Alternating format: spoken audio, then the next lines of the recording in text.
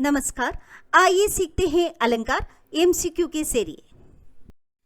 नवीं कक्षा के क्षितिज कृतिका और व्याकरण की व्याख्या एमसीक्यू और प्रश्न अभ्यास के लिए इस चैनल को सब्सक्राइब और लाइक जरूर कीजिए। तो आइए देखते हैं अलंकार पर एमसीक्यू। सवाल, अलंकार का शाब्दिक अर्थ क्या है? उत्तर, आभूषण। दूसरा सवाल है, अलंकार किसे कहते हैं? उत्तर, काव्य की शोभा बढ़ाने वाले धर्म या तत्व को अलंकार कहते हैं। तीसरा सवाल, अलंकार के कितने भेद होते हैं? मुख्य रूप से अलंकार के दो भेद होते हैं और मुख्य ये दो भेद हैं शब्दालंकार और अर्थालंकार। तो सबसे पहले देखते हैं शब्दालंकार के बारे में। शब्दालंकार किसे कहते हैं?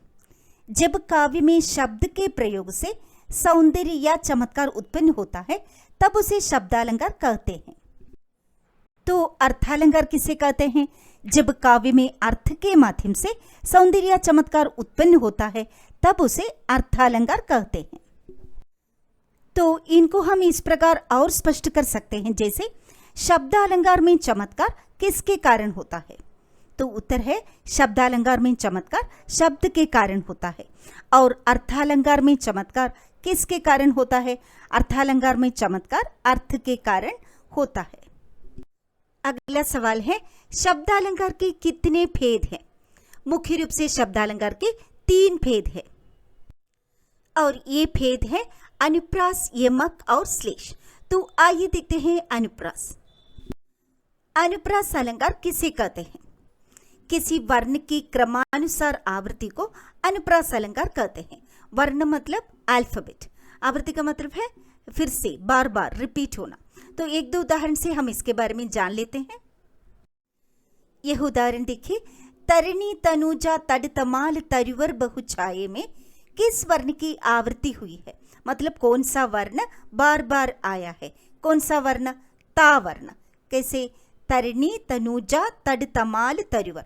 तो इस प्रकार यहाँ वर्ण की आवृत्ति के कारण अनुप्रास अलंकार है। दूसरा उदाहरण देखिए, चारु चंद्र की चंचल किरणें खेल रही है जल थल में। इसमें कौन सा अलंकार है? इसमें अनुप्रास अलंकार है, क्योंकि चारु चंद्र की चंचल में चा वर्ण और खेल जल और थल में ला वर्ण का प्रयोग बार बार हुआ है। रघुपति राघव राजा राम, इसमें कौन सा अलंकार है? इसमें भी अनुप्रास है, क्योंकि इसमें रा वर्ण का प्रयोग बार बार हुआ है। अनुप्रास अलंकार के बाद अभी हम शब्दालंकार का दूसरा भेद यमक अलंकार देखेंगे। यमक का शाब्दिक अर्थ क्या है? यमक का शाब्दिक अर्थ है दो या जोड़ा। तो अगला सवाल है, यमक अलंकार किसे कहते हैं? जब एक ही शब्द दो या दो से अधिक बार अलग अलग अर्थ में आता है तो उसे यमक अलंकार कहते हैं। तो अनुप्रास में वर्ण की आवृत्ति है तो इधर यमक में शब्द की आवृत्ति है। यह उदाहरण देखिए, 3 बेर खाती थी वो 3 बेर खाती है। इसमें कौन सा अलंकार है और क्यों? यहाँ यमक अलंकार है, क्योंकि यहाँ बेर शब्द का प्रयोग 2 बार अलग अलग अर्थ में हुआ है। पहली बार जो 3 बेर है उसका मतलब है दिन में 3 बार खाना। तो दूसरी बार 3 बेर का मतलब है 3 फल। इस प्रकार एक ही शब्द 2 बार अलग अलग अर्थ में आने के कारण यहाँ यमक अलंकार है। अगला सवाल है, काहे कवि बेनी बेनी ब्याल की चुराई लीन ही में कौन सा अलंकार है? यहाँ भी यमक अलंकार है। आप देख सकते हैं यहाँ बेनी शब्द 2 बार आया है और दोनों बार इस शब्द का अर्थ अलग है।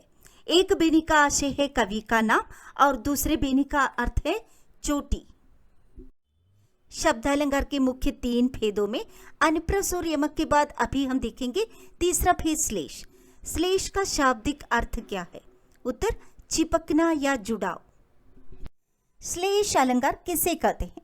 जब एक ही शब्द से संदर्भ के अनुसार एक से अधिक अर्थ निकलते हैं तो उसे श्लेष अलंकार कहते हैं। आगे देखिए, मधुबन की छाती को देखो सूखी इसकी कितनी कलियां। इसमें कौन सा अलंकार है? इसमें श्लेष अलंकार है। कैसे? यहाँ कलियां शब्द जो है एक ही बार आया है, परंतु इसके एक से अधिक अर्थ है। जैसे कलियां का एक अर्थ है फूल खिलने से पूर्व की अवस्था और दूसरा अर्थ है यौवन आने से पहले की अवस्था। तो शब्द एक ही बार आया है परंतु इसके एक से अधिक अर्थ है। एक और उदाहरण देखते हैं। रावण सर सरोज बनचारी, चल रघुबीर सिली मुख में। कौन सा अलंकार है? तो इसमें भी श्लेष अलंकार है। तो इस उदाहरण में जैसे कि आप देख सकते हैं, सिली मुख शब्द एक ही बार आया है, लेकिन इस शब्द के दो अर्थ निकल रहे हैं। इसका पहला अर्थ है बाण एवं दूसरा अर्थ है भ्रमर। तो एक ही शब्द से संदर्भ के अनुसार एक से अधिक अर्थ निकलते हैं, इसलिए यहाँ श्लेष अलंकार है। इस वीडियो में अलंकार, उसके मुख्य भेद एवं शब्दालंकार के भेदों को उदाहरण के साथ प्रस्तुत किया है। तो आशा है वीडियो आपको पसंद आया होगा। तो फिर मिलेंगे। मैं डॉक्टर CR बीना। धन्यवाद।